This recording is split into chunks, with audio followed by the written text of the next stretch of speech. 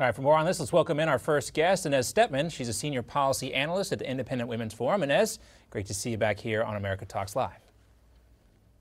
Great to be here. All right, so what do you think about that characterization by the New York Times that women at these rallies see Donald Trump as a great protector?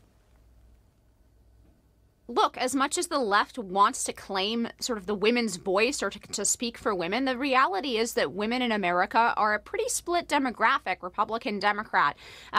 So even though Democrats do traditionally have an edge with women, it's more like a 55-45 edge, or at worst, it's a 60-40 edge, which means at least 40% of women are conservatives, are Republicans, or support President Trump. And it's just the fact that the media always talks about the women's voice, but what they're really talking about is a small percentage of women who are really active, sort of vocal left-wing feminists. And that isn't the voice of America, of American women. And that's why only a third of women, anywhere from 17% to a third of women, actually call themselves feminists. The way the media talks about it, you would think that that number was like 90%. It's not. Women are split like any other people.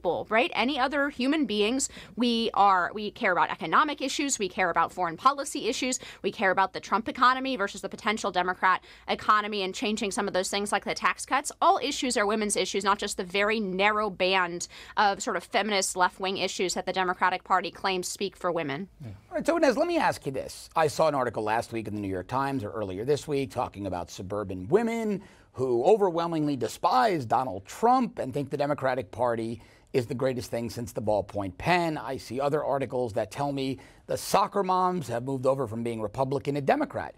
But then when you dig into the article and you read the fine print, they're interviewing people in Bucks County, Marin County, Pennsylvania, the Upper East Side of Manhattan.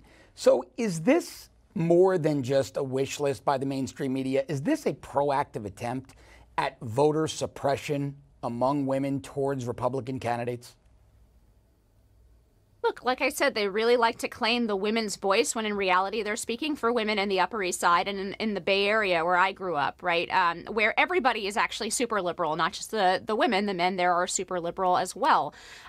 Women, I mean, independent women, you're seeing those gaps actually kind of narrow over time. In October, there was a 33 percentage point gap between men and women on the generic Republican-Democrat ballot for this election. Now that gap has closed to 2 points, right? So this is independent women. And overall, the gap has narrowed to something between female and male voters, has narrowed to something more like what it usually is, which is about a 14-point gap, right? And again, this is a 60-40 proposition, a 55-45 proposition. There are millions and millions and millions of women in this country, anywhere from moderate to leaning right to full-on Trump supporters like the ones described in the New York Times article. And their voices just aren't heard in the mainstream media at all. They aren't heard in women's magazines. That's why we here at the Independent Women's Forum try to give those women a voice, women who care about all sorts of issues, just like every single American does.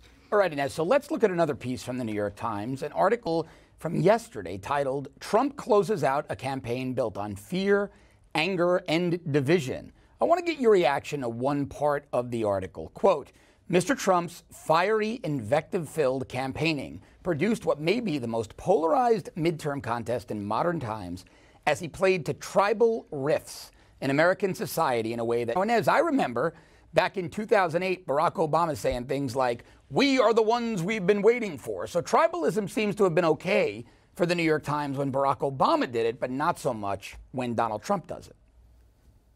Look, if politics are tribal in 2018, and I agree that they are, and I think that's actually a bad thing for the country, Democrats and particularly the left have more to blame. I mean, they are more to blame than anyone else in this because they have been playing identity politics for 50 years. They've made it a normal part of politics, and especially in a multi-ethnic, multi-religious country like the United States, where we are incredibly diverse as a people, and that's wonderful, but it makes us particularly vulnerable to things like identity politics, and it makes identity politics particularly dangerous in the United States. That's why a couple weeks ago, I think it was a couple weeks ago, Nancy Pelosi said something about, oh, we need to bring back e pluribus unum. Yes, I agree, Nancy. We need to bring back e pluribus unum, which is why both parties should try to appeal to all voters on the basis of policy, on the basis of principle, rather than trying to split us up into increasingly sort of at odds demographic groups. I think that's really negative, whether it's about women or are men or different races in this country, that is a negative form of politics for the United States. But it started with the left, not with the right, not with Donald Trump. The world did not start spinning the day that Donald Trump came down that elevator. Donald Trump's election was more a reaction to that kind of politics from the right than anything else. All right, Inez, let's talk about the president. Last night he was talking about trying to unify the nation. He's been talking about this a little bit, in addition to some of the other rhetoric he's gotten so much criticism from. But let's take a listen to what he was saying last night at his rally. I shouldn't say this because I want to unite. I do eventually want to unite, but the fact is we're driving them crazy. We're driving them crazy. They don't know what to do. They're going loco, loco. That's all right. Hopefully it's going to all come together someday like a beautiful puzzle. Inez, do you think this was a calculated strategy by the Trump campaign, or do you think this is just Donald Trump and his natural instincts coming out, the way he's been talking the last few days on the campaign trail? Look, I don't think there's much controlling what comes out of Donald Trump's mouth. I think his advisors probably know that better than anyone. I do think that's sort of genuine, and I think that's something that Americans like about Donald Trump, whether they love or hate what comes out of his mouth. They at least feel that it hasn't been passed through the filter of 20 focus groups and sort of a train of political consultants. That being said, I mean, the country is really divided right now. It is really polarized. That is a negative thing, and both sides have played their part in that. And Donald Trump, I would never call, a uniter in general. He does like to say inflammatory things. That being said, like I said, there's a lot of the media that wants to pretend that the world started when Donald Trump ran for president, and that's simply not true. In many ways, the fact that the right backed Donald Trump, was willing to back someone who said sometimes really, really inflammatory things, was a reaction to the way that the left treated candidates like Mitt Romney and John McCain, people they now praise as being moderates and sort of the good Republicans from the time before. But at the time, they said that Mitt Romney was a sexist who had, quote, binders full of women, right? We remember that. Oh, yeah. They said that he put a dog on the top of the car. I mean, these kinds of attacks have been coming from the left for over and over and over again. And then to pretend that political division started with Donald Trump is to defy reality and to selectively paint out the extreme form of politics that Democrats and the left have been practicing for decade after decade about how Republicans and conservatives are just bad people that can't be reasoned with. What do you think here? GOP governors actually wiped out, or do you think this is going to be, again, more of an anecdotal story where you might see a surprise here or there, but not one clear line telling us, a big picture story? Well, let's back up to the bigger picture story, which is that Republicans have held historic dominance in the state houses as well as the governorships in this country. And that's largely been because Democrats thought they could do everything from the national level and run roughshod over federalism. And they really didn't put a whole lot of effort into House legislative races, sort of state level legislative races and governorships. So we're coming at this from a position where Republicans are at a high watermark and they have to defend. So that actually is a situation that precedes Donald Trump. That's a situation that's been going on for the last several election cycles. So Republicans are going to be on defense here. That being said, this all depends on turnout. If there is that fabled blue wave that comes out, if it's really a tsunami, then there are a number of governors who could get wiped out across the country. And more importantly, actually, something a lot of folks don't pay attention to, the legislative branches will likely follow the governorships in a lot of those states. But it comes down to turnout because the right is energized too, especially post-Kavanaugh hearing. The right is energized too, and so a lot of those governors may actually hold on in places like Wisconsin. Scott Walker is up in the race for his life, third time he's been up for election because of the recall, and in other states as well.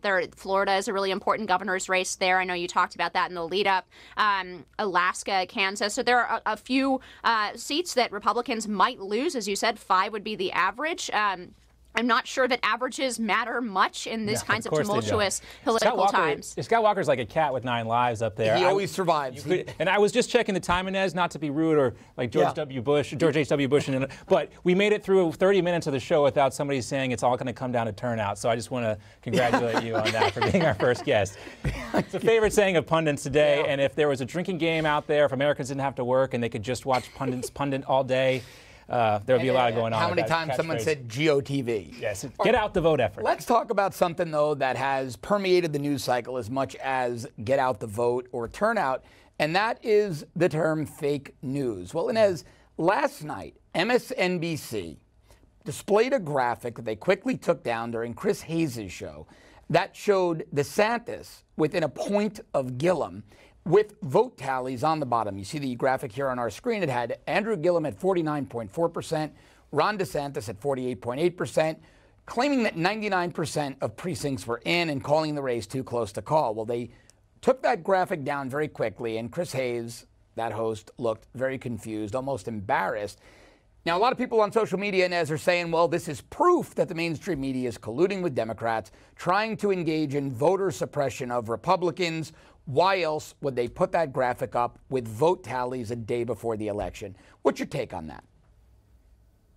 I mean, I'm sure that people put together these graphics in advance and then they change the numbers as they go along and as the numbers come in. So this may have been an innocent mistake. That being said, it's kind of like being at the grocery store. It's funny how the quote unquote innocent mistakes always seem to go one way, right? It's very rare that the grocery store undercharges you somehow. Don't forget always they overcharge you. Of real fake news. Dewey defeats Truman. Exactly. Yeah. And that went against the Democrat, but things have changed. First and last time, though. It's Inez Stepman. Inez, great to see you again. Thanks as always.